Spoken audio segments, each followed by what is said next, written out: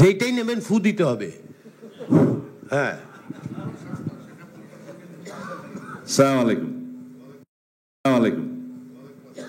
এই আলোচনা আমরা আরো 2 দিন করেছি।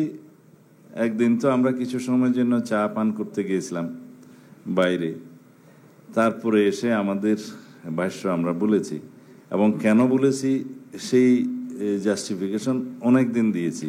যেহেতু আজকে 31শে জুলাই, সময় নেয় আজকে আমাদের সবকিছু সাম আপ করতে হবে, সেই জন্য আমি আজকে এই বিষয়ে বেশি বক্তব্য দিতে চাই না, আপনাদেরও বিরক্তির উদ্রেক করতে চাই না।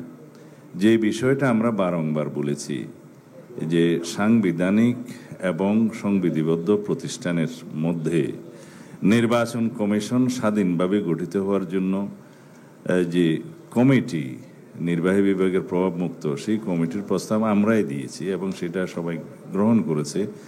যে বাছাই কমিটির মাধ্যমে কিভাবে হবে সেটা বাকিটা উক্ত আইনে থাকবে। কনস্টিটিউশনের মেইন প্রিন্সিপালটা লেড ডাউন থাকলো, কিন্তু বাকি সংগঠনগুলোর ব্যাপারে আমাদের যে অভিজ্ঞতা, যেমন কন্ট্রোলার অ্যান্ড অ্যাটর্নি জেনারেল, স্বাধীনতার পরবর্তী আজকে 53, 53, 54 বছরে এই অর্গানাইজেশনটা নিয়ে কোনো রকম কি কোনো আপত্তি কখনো উঠেছে? কখনোই না। তাছাড়া এই অর্গানাইজেশনটা আমি মনে করি কনস্টিটিউশনেই থাকার প্রয়োজন ছিল না। এটা একটা আলাদা ব্রাঞ্চ করে সেখানে কনস্টিটিউশনে রাখার, উদ্ধৃত করার এবং 1.5 পৃষ্ঠা 2 পৃষ্ঠা বয়ান দেওয়ার কোনো প্রয়োজন ছিল না, সেটা আমার এখনো মত। কিন্তু যেহেতু সেটা কনস্টিটিউশন এমবডিড আছে, যেভাবে আছে সেভাবে থাক।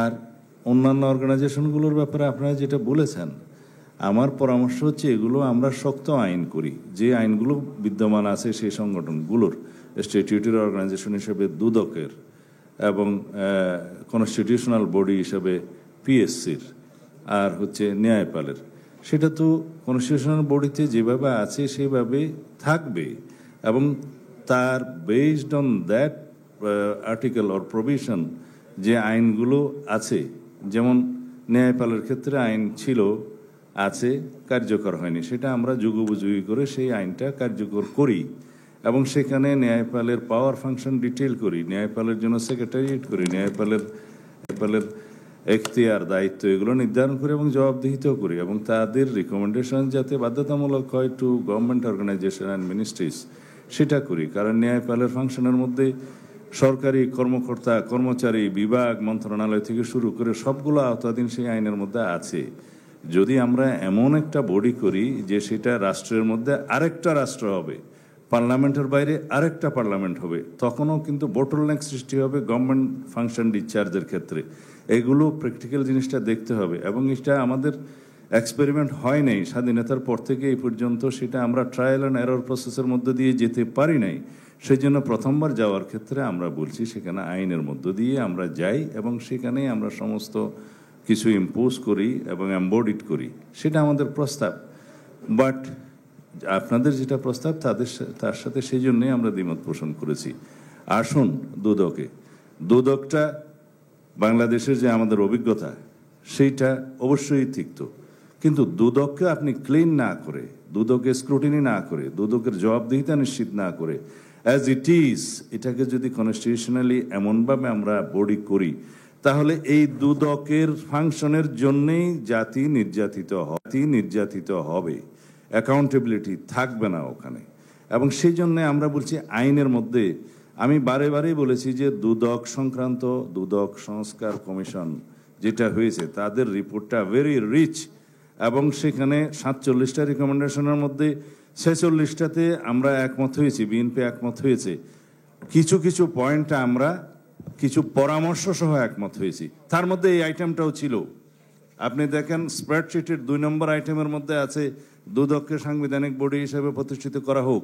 ইফতেখার ভাই যদি আপনাকে যে শর্ট লিস্টে দিয়েছিলাম ওখানে দেখতে পারেন, আর আপনাদের বইয়ের মধ্যে যদি আইটেম সহ পৃষ্ঠা সহ বলতে চান আমি বলতে পারবো, বাট মনে করবে যে আমি হয়তো হাফিজগিরি করছি, সেটা আমি করতে চাই না। সেটা আপনাদের রিকমেন্ডেশনগুলো সব এমবডিড আছে, দিজ আর অল ফাইন, কিন্তু বাস্তবায়নের ক্ষেত্রে যেমন আপনারা বলেছেন যে আন্তর্জাতিক বিভিন্ন অর্গানাইজেশনের সাথে সদস্য হতে হবে, উইদাউট ডিসকাশন ইন পার্লামেন্ট কোনো বডি সেটা সমস্ত অর্গানাইজেশনের সাথে ট্রিটি এমইউ করতে পারে না। সেই সাজেশনগুলো আমরা ওখানে দিয়ে একমত হয়েছি। আমরা এই ক্ষেত্রেও দুদককে একটু please bear me for some time.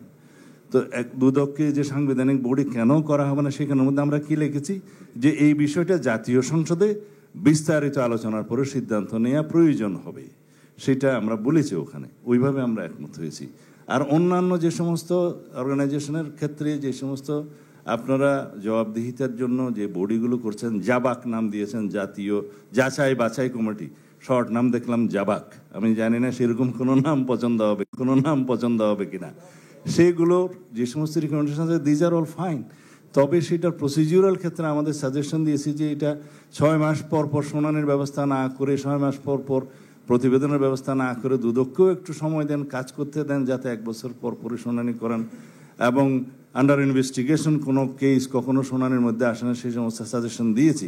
আমরা এনরিচ করেছি, আপনারা পড়েছেন কিনা জানি না, তবে আপনাদের প্রতিবেদনের সমস্ত লাইন, সমস্ত শব্দ and in between lines and in between words আমরা গিয়েছি, সেটা আপনাদেরকে নিশ্চয়ই বাই নাও কনভিন্স করতে পেরেছি বলে আমার বিশ্বাস।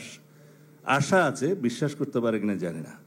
যাই হোক, সেই জন্য বলেছি এটা আইনের মধ্যে আসুক, শক্ত আইন করি, তারপর এক্সপিরিয়েন্সের মধ্যে দিয়ে যাই। তারপরে আসলো আপনার, আমি যেহেতু সময় দিয়েছেন, আপনারা শতপ্রণোদিত হয়ে দিয়েছেন, সেই জন্য বলছি আর কি। আর হচ্ছে কর্ম কমিশন, আপনারা 3টা পিএসসি করতে বলেছেন। পিএসসির কোন চেয়ারম্যান সাহেব কোথায় প্রতিনিধিত্ব করবে সেটা তো আবার আইন করতে হবে। চেয়ারম্যান একজনই থাকবে, কিন্তু যে উইংগুলোর কথা আপনারা বলছেন, স্বাস্থ্য একটা বিশাল উইং, শিক্ষা একটা বিশাল উইং, এই জন্য এই উইংগুলোর জন্য সেপারেট উইং ডিভিশন ওখানে করা যায়, কিন্তু একটাই পিএসসি থাকবে। এবং সেই পিএসসির বর্তমান আইনে কনস্টিটিউশন আপনি দেখেন যে একটা গলত আছে। আমি শেকায়েত করতে চাই আমার উত্তরপুরুষদেরকে, মানে পূর্বপুরুষদেরকে, সরি।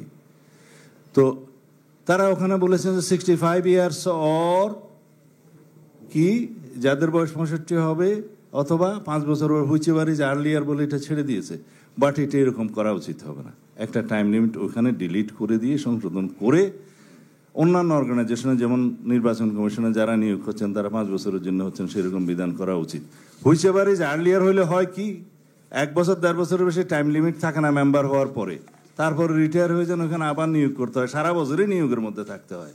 সেটা না করে 65 বছরের বয়স সীমার মধ্যে মানে এটা একটা যোগ্যতা নির্ধারণ করে নিয়োগ করার জন্য, তবে নিয়োগের পরে তিনি 5 বছর থাকবেন, সেই রকম আইনের মধ্যে আনতে হবে। বাট এটা ওই যে বললাম কনস্টিটিউশনে নিয়ে আসছে একবার 65 বছর, এবং নিয়ে আসে হইতে পারে যে আর্লিয়ার হবে 5 বছরের মধ্যে, সেটা আর চেঞ্জ করা যাচ্ছে না। এবার একটা সুযোগ আসছে চেঞ্জ করার জন্য। সেই জন্য আইন করলে হয় কি, সেটা ট্রায়াল অ্যান্ড এররের ভিত্তি দিয়ে এগুলো আইনের মধ্যে পরিবর্তনটা আনা যায়, যুগোপযোগী করা যায়। আর এখন কাকে স্বাধীন করতে চাচ্ছেন আর বেশি? আমাদের অভিজ্ঞতা তো ভালো নয়। একজন মহাজন আমরা বিভিন্ন জায়গায় দেখেছি, আমাদের এক্সপেরিয়েন্সে এতটা স্বাধীন হয়ে গেছে যে পরে বাসা বাড়ি রেট দিতে হয়। এবং সেই জন্য আমি বলছি যে একটা তদারকি থাকার জন্য সেটা সুযোগ থাকুক আইন করে। আমরা তো চাই, যদি পিএসসিকে আপনি কার্যকর করতে চান, আমার এখানে একটা সাজেশন আছে, ভাই ব্যথা নম্বর কমায় দেন, পারলে 50 নম্বরে আনেন। এখন 100-তে নিয়ে আসা হয়েছে, 200 থেকে। আওয়ামী লীগের 200 নম্বর পিএসসিতে ভাইবা নম্বর এই জন্যই রাখা হয়েছিল যাতে তাদের লোকদেরকে বেশি নাম্বার দিয়ে চাকরি দেয়া যায়। এখন একটা ট্রান্সপারেন্ট হতে এমন করেন আইনে, যদি প্রশ্নপত্র ফাঁসের বিষয় তদন্তক্রমে যদি ধরা পড়ে, তাহলে লাইবিলিটি ফিক্স করে ক্রিমিনাল লাইবিলিটির জন্য কি কি পিউনিটিভ মেজার্স হবে, কত বছরের সাজা হবে, সেজন্য আইনে নিয়ে আসেন, যাতে কেউ সেই দুর্নীতি করতে সুযোগ না পায়। সেটাকে আপনি সংবিধানে রাখবেন, সেটা আইনে রাখতে হবে। সেই অ্যাকাউন্টেবিলিটি ফিক্স করেন, পিএসসিকে এমনভাবে জবাবদিহিতার আওতায় আনেন, এমনভাবে ট্রান্সপারেন্ট করেন, এমনভাবে নিয়োগ পদ্ধতিটা করেন যাতে কেউ ওখানে ফেভার না করতে পারে। ভাইবার বিধানটা রাখা দরকার। ভাইবার বিধানের মধ্যে অনেক কিছু ফিজিক্যাল টেস্টের, মানে অ্যাপিয়ারেন্স, সাইকোলজিক্যাল, এগুলোর জন্য ভাইবাতে আছে। বাট সেখানে যদি এই অফুরন্ত নাম্বার দিয়ে দেওয়া হয়, তাতেই দলীয়করণ হয়, সেটা কমায় দেন, আইনের মধ্যে নিয়ে আসেন, পারলে 50-এ নিয়ে আসেন, এখন 100-তে আছে। তাহলে পরে কেউ কাউকে সুবিধা দিতে পারবে না। সেটা ডিটেইলিং কি আপনি কনস্টিটিউশনে করবেন? সম্ভব নয়। সেই জন্য বলছি আইনগুলো এমনভাবে সাজান যাতে করে কোনো সময় পরিবর্তনের প্রয়োজন হলে সমাজের চাহিদার ভিত্তিতে সেখানে পরিবর্তন করা যায়। বাট জবাবদিহিতা, পিউনিটিভ মেজার্স, তদন্ত, এই জিনিসগুলো পিএসসির আইনে নাই এখন। এবং তাদেরকে সরানোর জন্য যে বিধানটা বলা আছে সেটা এগেইন আর্টিকেল 96 সুপ্রিম জুডিশিয়াল কাউন্সিলের মধ্যে, যে সুপ্রিম কোর্টের জাজ বিচারপতিরা যেভাবে অপসারিত হবে একই পদ্ধতি অপসারিত হইবে। এটা তো ঠিক না। তাতে তো শুধু অব্যাহতি দেয়া হলো, চাকরি থেকে লাইবিলিটি ফিক্স করা হলো না। আর সুপ্রিম জুডিশিয়াল কাউন্সিলের টো ইম্পোজ থাক এবং তাদের ইন্ডিভিজুয়াল ক্রিমিনাল লাইবিলিটির জন্য প্রচলিত আইনও তাদেরকে ফিক্স করা যাবে। মোর ওভার পিএসসিতে সংগঠিত যে কোনো দুর্নীতির জন্য স্বাধীন তদন্ত বডি করার জন্য আইনের মধ্যে থাকবে। তাদের তদন্তের ভিতরে দিয়ে যদি প্রমাণিত হয় যে কোনো মেম্বার, কোনো কর্মচারী বা চেয়ারম্যান কেউ যদি জড়িত থাকে তাদের কি পিউনিটিভ মেজার্স হবে, এগুলো আইনে আনেন।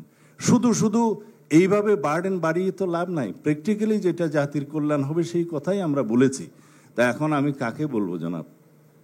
আমি অনেক সময় নিয়েছি, সেই জন্য বলছি যে এগুলো আইনের মাধ্যমে করেন এবং সেই আইনগুলো কিভাবে রচিত হবে সেই সময় সবাই মিলে অংশগ্রহণ করে জাতীয় সংসদের মধ্য দিয়ে সেটা হোক। আমাদের উদ্দেশ্য খুবই ভালো, কিন্তু আপনারা যেভাবে করতে চাচ্ছেন শুধুই একটা কনস্টিটিউশনাল বডি নির্মাণ করে দিয়ে খালাস, তারা তারপরে কি করবে, তাদের অ্যাকাউন্টেবিলিটি কিভাবে ফিক্স আপ হবে, কিভাবে তাদেরকে তখন পরিবর্তন করা যাবে, এত সহজ হবে না। বিষয়গুলো খুব দুরূহ হয়ে যাবে।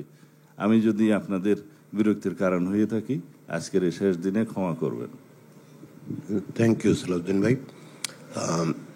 আমি আপনার বক্তব্যের থেকে যা বুঝলাম সেটা হচ্ছে যে বিএনপি পক্ষ থেকে আপনারা এগুলো সংবিধানে এই আকারে অন্তর্ভুক্ত করার ব্যাপারে একমত নন।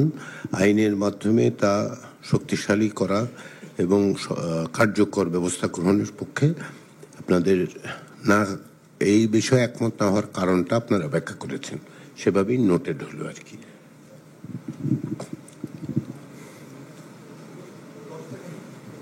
আপনি কি, যেহেতু উনি ডিসেন্ট করেছেন সেহেতু উনি ব্যাখ্যা করেছেন, আপনি কি ডিসেন্ট করছেন? তাহলে আপনাকে সামান্য